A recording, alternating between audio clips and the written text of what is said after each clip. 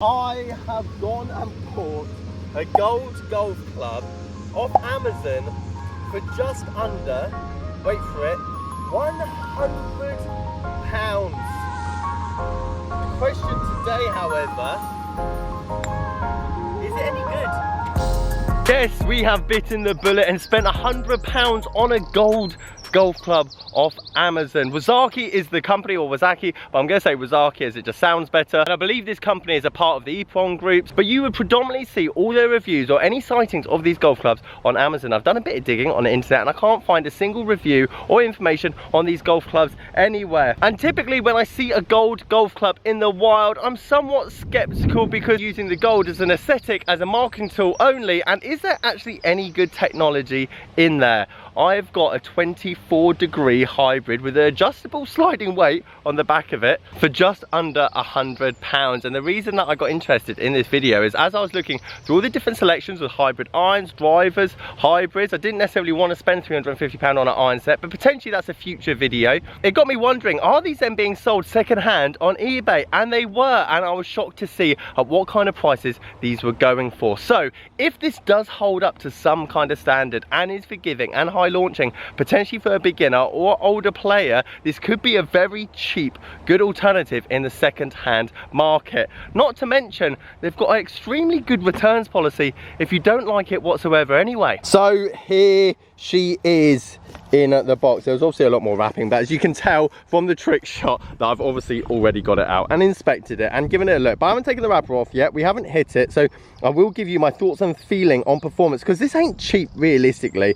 £95, around that mark for a hybrid. In terms of the second-hand market, there is tons of options from premium brands such as TaylorMade, Ping, Titleist and everything else. And I'll show you the quick covering letter that they sent me as well, because the difference between this company and the major brands is that if you bought a £150 hybrid or fairway from Ping, Titleist, TaylorMade, and you just didn't like it, you didn't get on with it, there's no way they are giving you the money back in terms of return. If it's faulty, of course they're going to sort you out, but if it's not faulty and you're just like, you know what, this isn't for me, they're not going to do squat. Now it does come with this nice little classy head cover on the top there, but sadly it doesn't really sit that well on the golf club itself. I mean, it basically just props up on the top of it, and I have to say the gold finish I thought looked a lot more tackier online as it does in person. I mean, don't get me wrong, still very garish, and the test I want to do now is we're going to hit it, we're going to try it.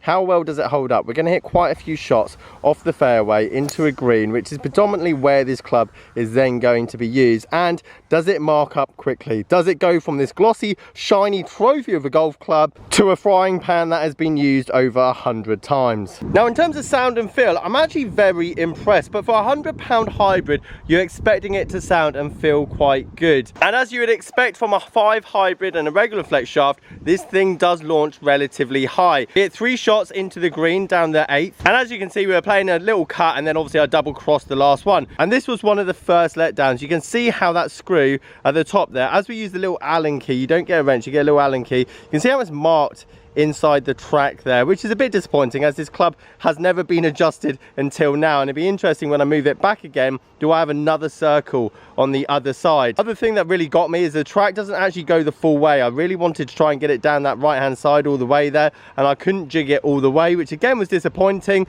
And I did move it to the front right there, as I'll show you the little diagram that you get sent with the golf club itself, which is to lower the trajectory as well as hit more of a fade. And as I leaked a couple of them bit right, I was expecting this one to go low and left, and to be fair, it did. Now, how much that is my golf swing and a bit of a placebo effect, I'm not too sure, and I think that's the main part. But if a placebo effect works, then who am I to judge? So it's time to test this golf club from an area that I actually believe this club is designed for. 150 odd yards from a green that's pretty well covered, and the whole idea is I move the weight to the back to get a bit more of a draw setting as well as high launch.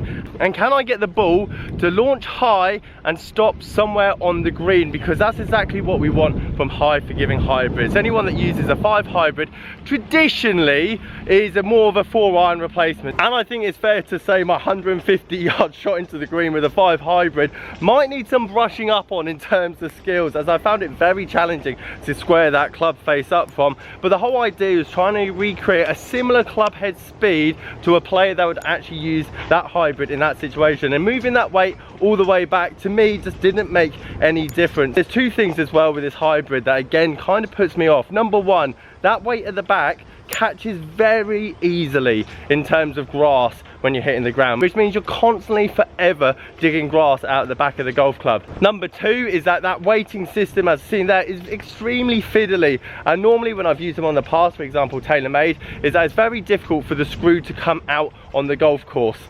Whereas this one, pretty much the only way you can move it is by taking the screw out, and I even dropped it on the ground, which means that you could quite easily lose this whilst you're out playing 18 holes. However, with those disappointments to one side, there was one big question I wanted to get away from this video. Number one, if you saw one of these second hand on eBay for £30, £40, which realistically is what it's going to go for, as there's no attention on the club whatsoever, should you buy it? And the big culminating factor of that is, does it sound and feel good? i.e. sound and feel as good as all the other major big brands, TaylorMade, Ping, everything else? Does it perform as well as the others in terms of forgiveness, launch, height, as I hit quite a few off the last and gave it as much as I can? And yes, it does go a pretty good distance. The disappointing fact is you can't try this unless you buy on Amazon, but they do have a very good free returns policy, but that just means a lot of trial and error. But same again, that's exactly what the second-hand club market is like. The one big outstanding feature which I think is incredible, and I would not have guessed at the start of this video, that just to put it to the full test, I hit two absolute stingers down the 27th here at Sanford Springs, i.e. back in the stance, and I'm gonna hit down on this thing, creating ball, divot, you name it, expecting a lot of mud, a lot of turf interaction, because I want to test that glossy finish that looks great when you unwrap it. Does it stay? Because predominantly with all these golf clubs I see that are gold, green, black, you name it, look great when you first buy them, but after 2 weeks you've got this massive wear spot on the top right hand corner which just looks naff. To my amazement, after wiping off the dirt after those two relatively fast hard stingers into the ground, the face and the sole hardly looks touched.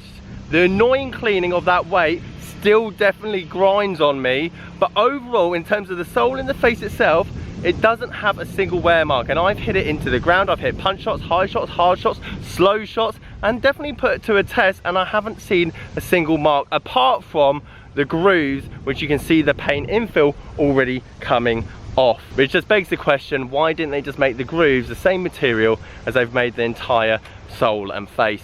So no, it's not going to be everyone's cup of tea, but that is potentially why, if you did see one of these in the wild, or the irons, which I could probably vouch for as it's going to be pretty much the same materials, head design as this one, for £10 a club, I can't see where you would be going wrong. If you find this hybrid for £30 or potentially their driver for 50, it's a good beginning start if you're just starting the game and you don't mind too much attention and questions on the set of clubs that you brought out on the golf course.